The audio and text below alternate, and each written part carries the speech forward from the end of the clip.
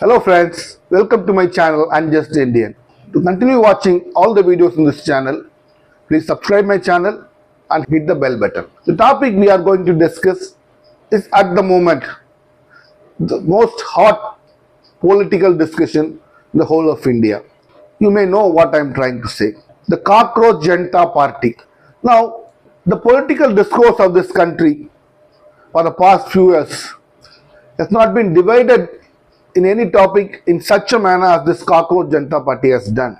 There are two types of people, and these people say, the first group say that staying outside the system, you should not question the system, and there are equal number of persons on the other side who say that if they raise a pertinent issue, an issue which is valid, we should take heed to them, and also we should give consideration to their demands. Now, I wouldn't say it is equally divided because we don't know for sure. But one thing that the Cockroach Janata Party has done is that it has brought to fore for the first time in a huge manner the resentment or the anger of the people against the present incumbent central government. Within a launch of 4 days, I think it started on May 16th, within May 20, it hit 1.4 crore followers in the Instagram, much more than the BJP and much more than the Congress party. Therefore, you cannot brush it aside under the carpet saying that it's an irrelevant thing. Now, before dwelling into any matter in this video or in future videos, wherever and whenever it is possible and it is necessary, we will dwell into the reasons behind a particular topic. Now, why was this Cockroach Janata Party formed and why was it named so? The Chief Justice of India, Mr. Suryakant Sharma, as his name himself suggests, he may have either come from a privileged community or from a privileged background, and maybe he was also misunderstood as he later said. Then what exactly did he say? In a judgment, he blamed what was the real context of judgment, I did not know.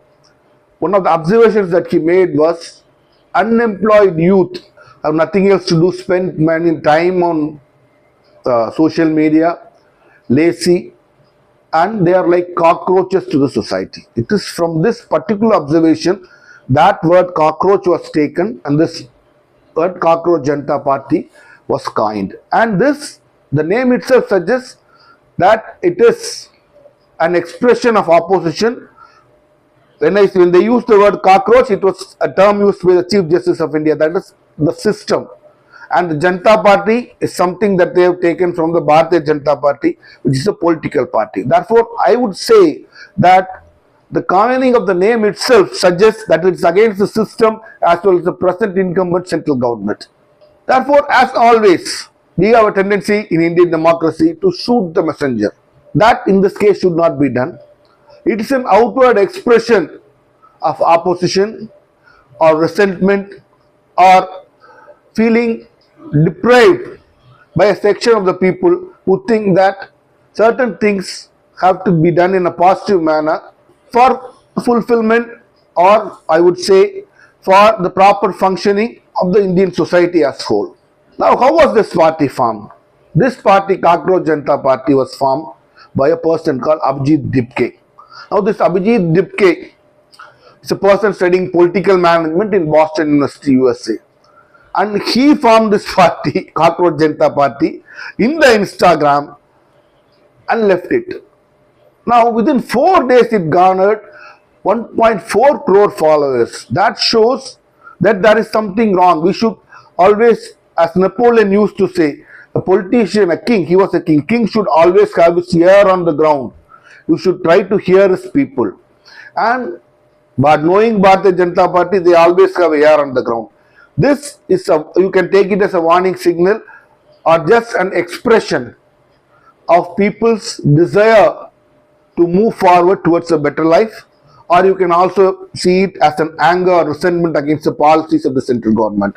In either case, you just cannot brush it aside and you have to pay your considerate attention to this. Now, this Abhijeet Dipke, it was said that once he was a campaign manager or something of the AAP party. Leave it aside. I also got a chance to go through their manifesto, which was on one of their websites. It doesn't say much other than that it listed 5 manifestos which it say must be fulfilled. And having read that, I don't think that any of them are blatantly wrong. I would even go to the extent of saying that they could be implemented. Certain stringent clauses are there, but these 5 manifestos are not blatantly illegal or against society. In fact, I would go to the extent of saying that they would further the cause of democracy if these 5 manifestos are implemented. Now, what is the first manifesto? Which they say, first manifesto is very important. They say that no Chief Justice of India should be elected to the Rajya Sabha after his tenure. As a person who knows little bit about law, I would even add one more thing. Or to be selected to the post of governor after his retirement from the post of Chief Justice. That will mean put a shadow or question mark on all the judgments and all the rosters that he had placed during his tenure. I don't think it is completely invalid, illegal, or against the normal and moral functioning of the society. And the second thing that they place is, and this is the most important thing, you see the current controversy regarding the SIR. Elections have been declared, now the elections are done and dusted. West Bengal BJP has come to power. In Tamil Nadu, unexpectedly TVK has come to power. But one thing that has been sharply on the focus is the SAR, the Systematic Intensive Revision by the Election Commission. And whether you like it or not, it is not a 100% fair exercise. Everybody will say that.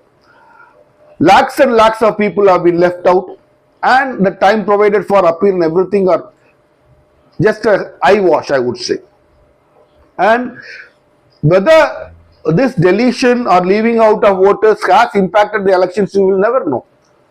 And I always believe, I have been a firm believer in the policy that the democracy rests on one vote. I would even go to the extent of saying the Indian, not only my state democracy, the Indian democracy rests on my vote. If you take my vote, then that is the most blatant and the most violent violation of fundamental rights that can ever happen in any democratically elected country.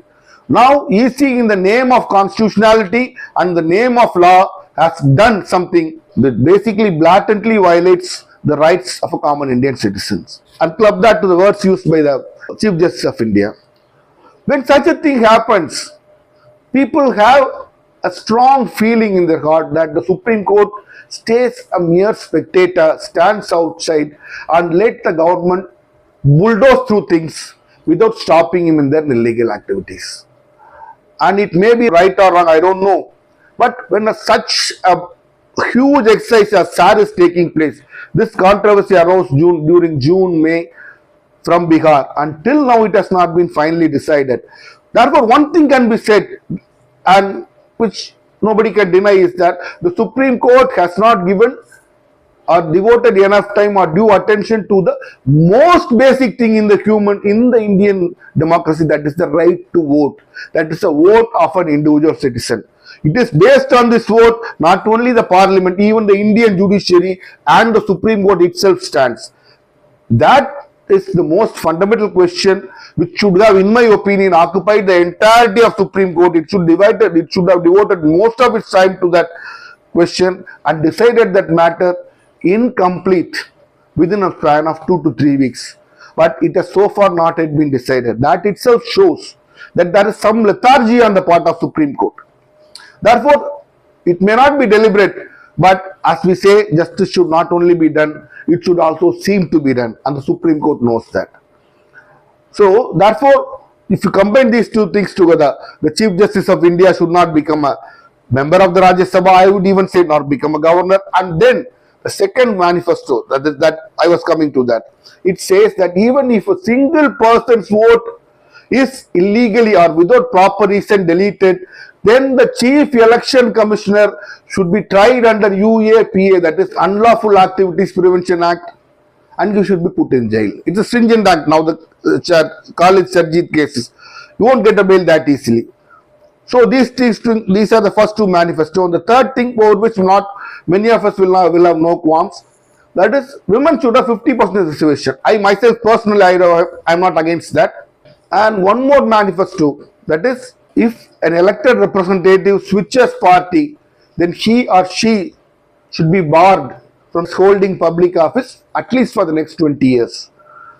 This is the dry washing, this is the washing done by the BJP of the opposition party MLAs, breaking of the parties, taking them into their fold, and what they conveniently call the Operation Lotus. Therefore, this also other people will not say or cannot say that this is wrong, because you stand on a party symbol and people don't vote for individuals, they vote for the party. And once you get elected on a party symbol and once you get elected as a MLA for a party, then in my opinion the most proper thing would be, and even against anti-defection law, whether 2/3 or not, you have to stay within that party for the next 5 years. One thing you can do, if you want to go out, you can resign your post and go out. The fourth manifesto, which in my opinion was the most important manifesto, but I am bringing it at the last. As many of you know that most of the North Indian English channels are controlled either by the Ambani or Adanis. There is that for a free press, it should not be controlled either by Ambanis or the Adanis. In other words, a free press is the foundation on which a vibrant democracy rests. Therefore, these two people should stay away from the press. These are the 5 manifestos, and outwardly none of them seem to be preposterous or violative of the basic principles of the constitution or illegal or against the interests of the people. Now, leave it aside. Some people will say that already there are allegations that many of the followers are bots or something like that. We may never know. I'm not here to say that no, all of them are genuine followers or many of them are bots. I don't know. But as always, we should not do that. We do that always. That rather than addressing the problem, we just try to push it away, saying one reason or another. In this case, I'm not here to justify Mr. Abhijeet, Dipke or the Cockroach Janata party, because I'm a firm believer. Some people say that it's pushing the Gen Z to revolution. No, he himself has said that democracy is the most vibrant thing. It is not our intention to start a revolution, but it is our intention to bring forth our demands to the current dispensation. Now, I am a firm believer that in a vibrant democracy like India, in spite of the current state we are in, there is no need for any revolution. If there is one place where any other form of government will fail, and democracy is the only option, it is India. In India, the best and the only form of government is democracy, and that is what we are having today. And there is no need whatsoever for a revolution in a great country like ours. That is my opinion. You may differ from that. Now, with that in mind, let us not brush aside what they have raised as usual by giving some false or some other reason saying that it is not valid, it is not valid. I am not here to justify Mr. Abhijeet, Dipke or the Cockroach Janata party, but I am here looking at the manifestos that they have raised. Are they pertinent? Are they relevant to the society? If they are pertinent and relevant to the society, leave aside the person who started the party, leave aside the name of the party, consider those objections. Those objections left to themselves, you may brush aside. But since 1.4 crore people have followed it, it is the duty of the present day government, because they know that there is some resentment, it has received some support from large section of the society. Then if those manifestos of those requests, you can say, are valid, let them consider. Once again, I am going to say that they are not going to get these things passed. The consideration is going to be done only by the parliamentarians and the assembly elected MLAs. They are only going to stay out. Therefore, I would say with amount of conviction also, with the request to the central government and the state governments, that it is something that has been put forward. When something has been put forward and a large section of the society wants you to follow that, or at least to give it a consideration, please take those things into consideration and you can reject it. I am not saying you accept all those things. You have, as elected representatives, the right to accept or reject a thing. But please do so with a reason, because for the last 12-13 years, the BJP dispensation has simply eked out one decision after another without giving any reason whatsoever. Please don't do that. You accept or reject, but please do so with a reason. And there is one more thing I would like to add.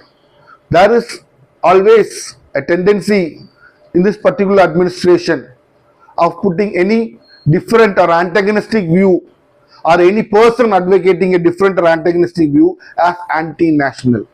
Please don't do that. I'm not here saying that somebody is national or anti-national. You are nobody to judge a person as patriotic or anti-national. Because when it comes to Indian freedom, we all of us know that neither your party or your parent organization even plucked the leaf from the tree. Virtually did nothing for Indian freedom. Therefore, you have no right to brand a person as patriotic or anti-national. Let us look into the issues that have been raised and try to find out whether they are genuine and whether they deserve a consideration. If the issues are genuine, let us focus on the issue and not on the messenger or the party. Please, it is my request to the present central dispensation especially that please consider those requests if they are valid, because it has been taken into consideration at least by 1.4 crore followers, and most of them are youngsters or adults.